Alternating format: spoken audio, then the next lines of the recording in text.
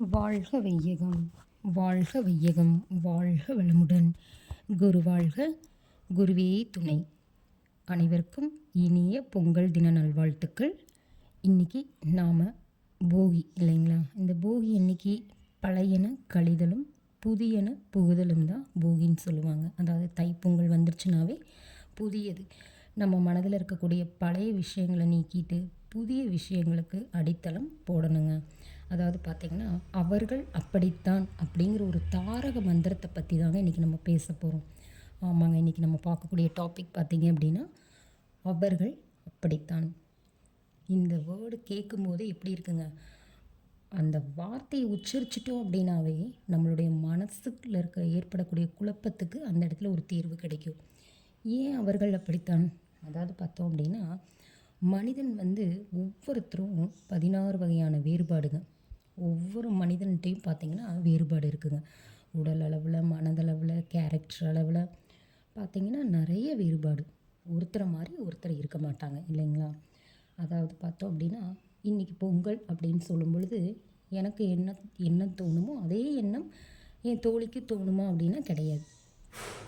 எனக்கு என்ன தோணும், அதாவது பொங்கல் வந்துச்சு, இன்றைக்கி காப்பு கட்டுவாங்க, நாளைக்கு பொங்கல் செலிப்ரேட் பண்ணுவோம், பொங்கல் சாப்பிடுவோம், வெண்பொங்கல், சக்கரை பொங்கல், பூசணிக்காயில் பார்த்திங்கன்னா மொச்சப்பயிரெலாம் போட்டு சமைப்பாங்க, பச்சைப்பயிறு சமைப்பாங்க, அந்த தாட்டு வருங்க.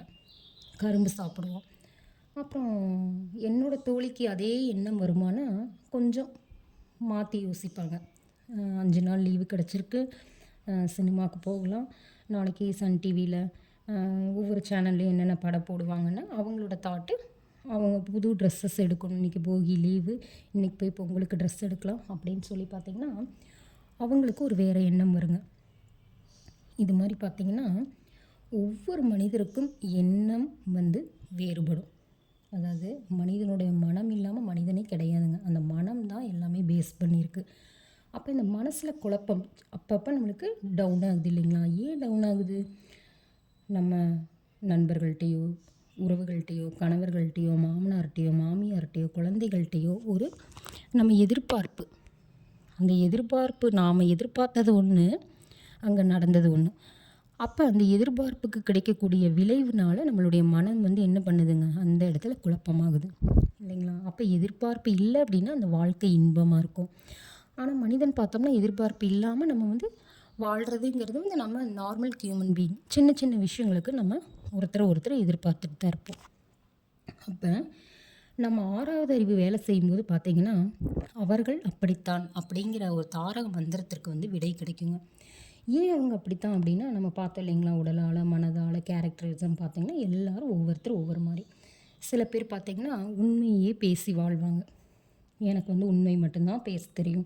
சில பேர் பார்த்தோம்னா பொய் மட்டும்தான் பேசுவாங்க. ஏன் அப்படின்னா அவங்க பிறப்பு, வளர்ப்பு சரிங்களா, பிறந்த இடம், வளர்ந்த இடம், அதாவது தன்னுடைய தாய் தந்தையோட கேரக்டரில் தான் பார்த்திங்கன்னா அந்த குழந்தை இருக்குங்க.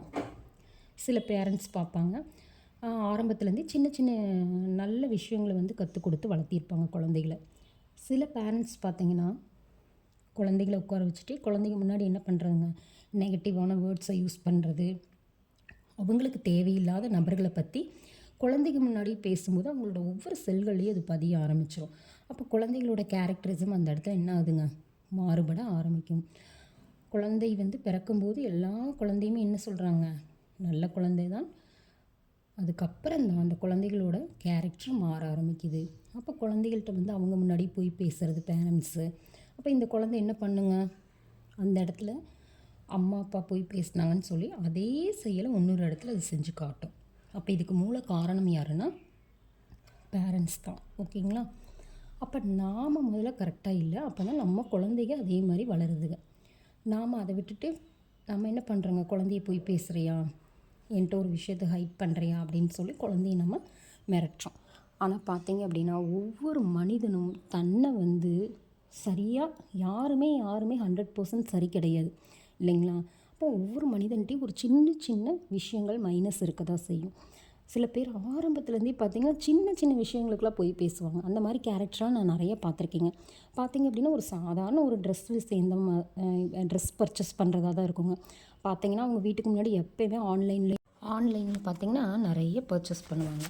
ஆனால் பார்த்தீங்க அப்படின்னா நீங்கள் போட்டிருக்க ட்ரெஸ் எல்லாம் நல்லாயிருக்கு, எங்கே எடுத்தீங்க அப்படின்னு கேட்டால் அவங்க என்ன சொல்லுவாங்க, அந்த இடத்துல கூட எங்கள் அம்மா எடுத்து கொடுத்தாங்க, நான் ஊருக்கு போனப்போ அம்மா செஞ்சாங்க, ஊருக்கு போனப்போ அம்மா பண்ணாங்க, அந்த இடத்துல ஹஸ்பண்ட் தான் பண்ணியிருப்பாங்கங்கிறது நமக்கு நல்லாவே புரியும். ஆனால் அதை நம்மள்ட்ட மறைப்பாங்க அந்த இடத்துல. அதுக்காக அவங்க செஞ்ச பொய் வந்து நமக்கு தெரியாமல் இல்லைங்களா. நிறைய பேருங்க இந்த மாதிரி சின்ன சின்ன விஷயத்துக்கு பார்த்தீங்க அப்படின்னா பொய் பேசும்போது, நீங்கள் என்ன தான் இறைவனை தேடி கோயிலுக்கு போனாலும் நாம் செய்கிற பொய், நாம் செய்கிற பித்தலாட்டம், அதுக்கெலாம் வந்து என்னங்க, நம்ம எத்தனை கோயில் தேடி இறங்கினாலும் அந்த இடத்துல அதுக்கு உண்டான பலன் கிடைக்காது. நம்மளுடைய உடல் உள்ளம் அதான் ஆலயம். அந்த ஆலயத்தை வந்து கடவுளுங்கிறவர் கடந்து உள்ளே பாருங்கிறதாங்க கடவுள். அப்படிப்பட்ட கடவுள் நம்ம உடலுக்குள்ளார மனதுக்குள்ளாரையும் இருக்கும் பொழுது, அந்த கடவுளை நீ பொய்யாக்கிட்டு வெளியில் போய் ஒரு கடவுளை தேடும் பொழுது, சரிங்களா, எல்லா மனிதனுக்கும் கஷ்டம் இருக்குங்க. அதாவது வந்து ஒரு பணக்காரன் இருக்கான் அப்படின்னா அவன் பொருள் அளவில் நல்ல பொருளாதார வசதியோடு இருக்கான் அப்படிங்கிறக்காக அவன் நன்மை மட்டுமே செஞ்சான், அதனால தான் அவன் பணக்காரனாக இருக்கான்னு நம்ம நினைக்கிறோம் இல்லைங்களா. கிடையவே கிடையாதுங்க. ஒரு அவனுடைய தாய் தந்தை சேர்த்து வச்ச சொத்தில் அவன் எப்படி வாழ்ந்துட்டுருக்காங்க, மகிழ்ச்சியாக சோம்பேறித்தனமாக வாழ்ந்துட்டுருக்கான். ஆனால் நமக்கு கஷ்டம் வருது, ஏன் நம்ம நல்லது செய்கிறோம் கஷ்டம் வருது, நம்ம ஏன் இன்னும் நம்மளுக்கு வேறு ஒரு லைஃப்பில் அடுத்த கேட்டகிரி வருமான்னு நம்ம எதிர்பார்க்குற சில நபர்களுக்கு பார்த்திங்கன்னா அது வரவே ரொம்ப தாமதமாகும். ஏன் அப்படின்னா அந்த வினைப்பதிவு பதியிறது பார்த்திங்க அப்படின்னா நல்லவை செய்கிற நேரம் அதிகமாகும், தீயவை என்ன பண்ணுங்க உடனே அந்த இடத்துல சேவ் ஆகும். அதனால் பார்த்தோம்னா இவங்க கஷ்டப்படுறாங்க, இவங்க வந்து இந்த மாதிரி தவறு செய்கிறனால தான் கஷ்டப்படுறாங்க, இவங்க நல்லா இருக்காங்க, இவங்க புண்ணியம் செஞ்சுருக்காங்க. பாவம் புண்ணியங்கிறது வேறு எதுவுமே இல்லைங்க. நாம் செய்கிற நல்ல பதிவுகள் தான். நம்ம இறந்ததுக்கப்புறம் நம்ம எடுத்துகிட்டு போகிறது வேறு ஒன்றுமே இல்லை, இந்த பாவம் புண்ணியம் மட்டும்தான். ஒரு மனிதன் இறந்துட்டான் அப்படின்னா அவனை வந்து பேர் சொல்லி இந்த ஐயாவை எப்போ எடுக்க போகிறாங்க, பேர் சொல்லி இவங்க யாருமே அந்த இடத்துல பேரை யூஸ் பண்ண மாட்டாங்க. இந்த டெட் பாடி எத்தனை மணிக்கு எடுக்க போகிறாங்கன்னு தான் கேட்பாங்க. அப்போ அந்த உயிரோடு இருக்கிற அந்த ஜனனம் வரைக்கும் மட்டும்தாங்க மனிதனுக்கு வேல்யூ. மனிதனுங்கிற ஒரு ஐடி கார்டை போட்டு நம்ம சுற்ற முடியும் இல்லைங்களா. அப்போ இருக்கிற காலம் வரைக்கும் அவர்கள் அப்படித்தான் அப்படின்னு சொல்லி கடந்து போயிட்டே இருக்கணுங்க. ஏன் அவங்க இப்படி நம்மள்ட்ட உண்மையாக இல்லை, பொய் பேசுகிறாங்க, மாமியார் உண்மையாக இல்லை, மாமனார் உண்மையாக இல்லை, ஹஸ்பண்ட் உண்மையாக இல்லை, என் குழந்தை என்கிட்ட உண்மையாக இல்லை அப்படிங்கிற எதிர்பார்ப்பு அந்த இடத்துல விட்டுட்டோம் அப்படின்னா, பிறக்கிற தை மாதத்தில் நம்ம மனதை மாற்றிக்கிட்டோம் அப்படின்னாவே என்னங்க, ஆட்டோமேட்டிக்காக மனம்தான் நம்மளை எல்லாமே தீர்மானிக்கக்கூடியதுங்க. மனிதன் என்பவன் மனதை இதமாக வைத்து கொள்ளக்கூடியவன். அப்படிப்பட்ட மனிதன் மகிழ்ச்சியை தவிர வேறு எதையுமே அனுபவிக்க வேண்டிய அவசியம் இல்லைங்க. அடுத்தவர்களை நினச்சிட்டு தேவையில்லாத நெகட்டிவை நினச்சோம் அப்படின்னா அப்போ அந்த இடத்துல துன்பத்தை நாமளே தேடிக்கிறோம். அவர்கள் அப்படித்தான்ங்கிற தாரக மந்திரத்தை ஒவ்வொரு நாளும், இன்றைக்கி இரவு என்னோடய ஆயுள் முடியுது, அப்போ நம்ம என்ன பண்ணுவோங்க, அந்த ஒரு நாள் ஃபுல்லாக நம்ம நல்ல விஷயங்களை நிறையா பண்ணுவோம் இல்லைங்களா. நம்மளுடைய எதிரிகள்கிட்ட நல்லா பேசுவோம். இல்லை உங்களுக்கு ஒருத்தர் பிடிக்கவே இல்லையா, அவங்கள்ட்ட இருந்து ஒதுங்கிடுங்க, தேவைக்கு மட்டும் பேசுங்க. பொய்யான நபர்கள் இருக்கிறாங்க அப்படின்னா அந்த பொய்யிலேயே நம்ம உருண்டு பிறண்டு இருக்கணும்னு அவசியம் இல்லை. அவங்கள்ட்ட இருந்து ஸ்கிப் ஆகியிருக்கிறதுல தவறே கிடையாது. நம்ம மனசை கஷ்டப்படுத்துகிறாங்க அப்படின்னா நம்ம என்ன பண்ணிக்கணுங்க, நம்மளுடைய மன அலைச்சூழலை கம்மி பண்ணிவிட்டு அவங்கள்ட்ட இருந்து விலகி இருக்கிறது தான் ரொம்ப நல்லது. ஏன் அப்படின்னா நம்மளுடைய மனதை குழப்பத்தில், நம்மளுடைய மனக்குழப்பம் பார்த்திங்கன்னா நம்ம வீட்டில் இருக்க நபர்களையும் பாதிக்கும் இல்லைங்களா. இப்போ வீட்டில் வந்து ஒரு ஹஸ்பண்டு மனைவிட்ட கோவப்படுறாங்க அப்படின்னா அந்த சண்டையோடய ஆஃபீஸ் போவாருங்க. அங்கே போனோடனே மேனேஜர்கிட்ட அந்த அவர் மேனேஜர் ஒரு வார்த்தை பேசியிருப்பார். அப்போ அந்த கோபம் வந்து அப்படியே ஒரு சங்கிலி மாதிரி வருங்க. பஸ்ஸில் வரும்போது பிரச்சனை, அதாவது கேஷுவலாக பஸ்ஸில் ட்ராவல் பண்ணியிருப்பாங்க, ரொம்ப டிராஃபிக்காக இருக்கும், பஸ்ஸில் நின்றுட்டே வந்திருப்பார், அந்த டென்ஷனில் வீட்டில் வந்து ஒய்ஃப்ட்ட கோபத்தை காட்டுவாங்க. அந்த மாதிரி கோபம் வந்து எங்கே வேணாலும் ஸ்டார்ட் ஆகும். அப்போ நம்ம மனதை சரி பண்ணி வச்சுக்கணுங்க. அவங்க பொய்யா இருக்காங்க, இவங்க உண்மையாக இருக்காங்க எதிர்பார்க்காதீங்க. நம்மள்ட்ட உண்மையாக இருப்பாங்கன்னு நீங்கள் எதிர்பார்க்கவே பார்க்காதீங்க, சரிங்களா. அப்போ அந்த எதிர்பார்ப்பு தான் ஏமாற்றத்திற்கு காரணம். இதில் நிறைய உதாரணம் சொல்லாங்க. பக்கத்தில் இருக்கிற ஒரு சின்ன ஷாப்பில் மொபைல் வாங்கியிருப்பாங்க. பார்த்தீங்கன்னா இது வந்து அப்ராட்லேருந்து என்னோடய ஃப்ரெண்ட் அனுப்பின மொபைல்னு சொல்லுவாங்க. அது மாதிரி பார்த்திங்கன்னா சின்ன சின்ன விஷயங்களுக்கு அவங்க போய் பேசிகிட்டே தான் இருப்பாங்கங்க.